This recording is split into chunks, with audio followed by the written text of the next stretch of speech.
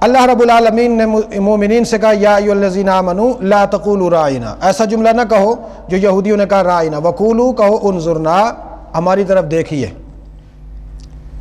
اب راعنا کا بھی معنی بھی یہی تھا، لیکن الفاظ بدل دیے کہ انظرنا کا لفظ بالکل صریح ہے، اس میں دوسرے معنی کا احتمال ہی نہیں ہے۔ اے محمد صلی اللہ علیہ وسلم ہماری طرف دیکھیے، اس لیے کہ ہم آپ کی طرف دیکھ رہے ہیں۔ مثال کے طور پر حضور اس طرف بات کر رہے ہیں، ادھر انہوں نے کہا رائنا یا محمد، اے محمد ہماری طرف بھی دیکھیے۔ اللہ نے کہا نہیں، یوں کہو انظرنا یا محمد، ادھر دیکھ رہے ہیں تم کہو انظرنا یا محمد ہماری طرف بھی دیکھو۔ یہ مسئلہ بھی ثابت ہو گیا اس سے کہ جب حضور ادھر دیکھ رہے تھے تو ادھر نہیں دیکھ رہے تھے،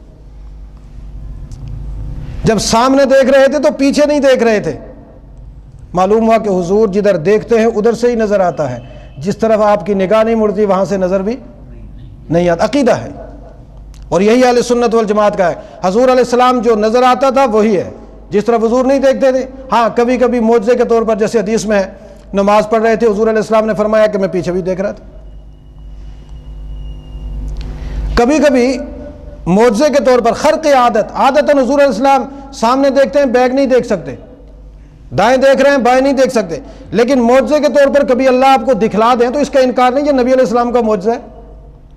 اور آج کل لوگوں نے معجزات کو بھی عقیدہ بنا لیا اور اس کو قانون بنا لیا۔ معجزے میں اور قانون میں فرق ہوتا ہے۔ جب کسی نبی سے معجزے کے طور پر، ہمارے نبی صلی اللہ علیہ وسلم سے معجزے کے طور پر اگر پیچھے دیکھنا ثابت ہے، یہ معجزہ ہے، اس کو علم الغیب نہیں کہیں گے، قانون نہیں ہے یہ۔